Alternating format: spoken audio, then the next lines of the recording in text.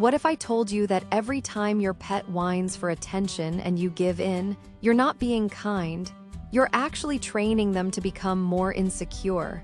Picture this. You're trying to focus on work, or maybe you're finally sitting down to relax when it starts, that high-pitched, persistent whine. Your dog is staring at you, pawing at your leg, making it impossible to ignore them. So you sigh, put down what you're doing, and give them that pat or treat just to make it stop. Sound familiar? You're not alone. Millions of pet owners face this daily. But here's what most people never realize.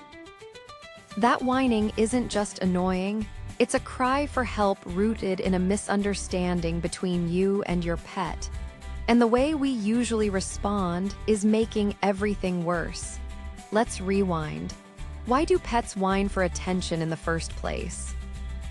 It's not because they're trying to be difficult. Whining is a natural form of communication. In the wild, young animals whine to signal need, hunger, cold, fear. It's a survival mechanism.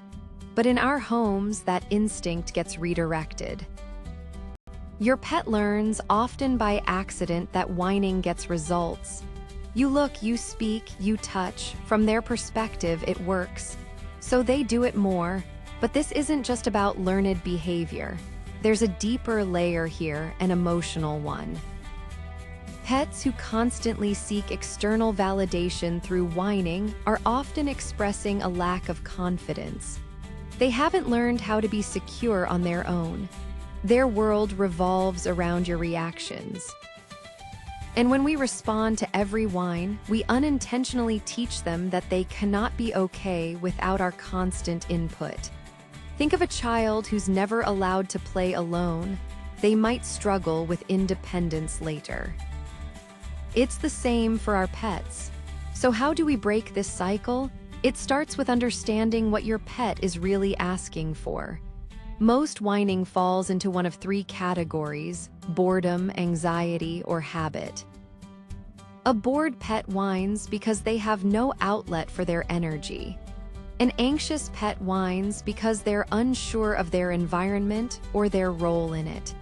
A habitual whiner does it simply because it's become their default way to interact with you. The key is to identify the root cause, because each requires a slightly different approach. Let's walk through a simple, effective method to address each one. First, if it's boredom, the solution isn't more attention, it's more activity. Mental and physical stimulation are crucial. A tired pet is a happy pet, and more importantly, a quiet one. Introduce puzzle toys, practice 5-minute training sessions, or create safe exploration spaces. The goal is to help them learn to engage with their environment independently.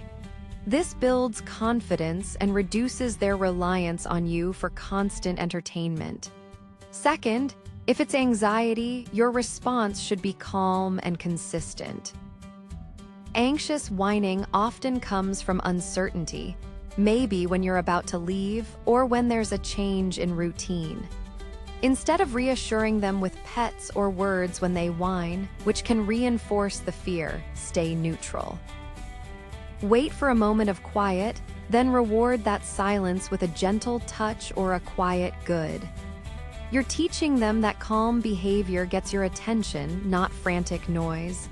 This takes patience, but it reshapes their emotional association. Third, if it's pure habit, you'll need to consciously reshape the pattern. This means not giving any response, no eye contact, no talking, no touching when the whining starts. I know it's hard. That whine can feel like an alarm you have to turn off. But by resisting, you send a powerful message. Whining doesn't work. Instead, preemptively offer attention when your pet is calm and quiet. Get down on their level when they're resting peacefully. Reward the behavior you want to see, not the behavior you want to stop. Over time, they'll learn that silence is more rewarding than noise. Now, there's an important balance to strike here. We're not ignoring our pet's needs. It's vital to distinguish between attention-seeking whining and whining that signals a genuine need, like needing to go outside, being in pain, or feeling truly scared. Learn your pet's cues.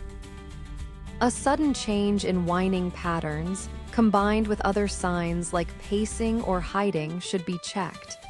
But for the everyday look-at-me whine, the healthiest gift you can give your pet is the gift of secure independence. As you start applying these methods, you might see something amazing happen. Your pet will begin to settle more easily. They might choose a toy over following you room to room. You'll notice them lying down contentedly instead of hovering. This isn't them loving you less, it's them trusting you more.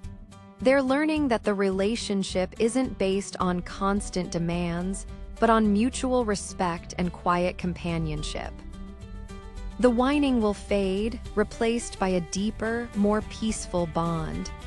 One where your pet knows they are safe and loved, even when you're not actively responding to them every second. That security is what they were truly whining for all along. What's the one attention-seeking habit your pet has that you'd most like to change? Share your story in the comments. I'll be reading them and might feature your challenge in a future video.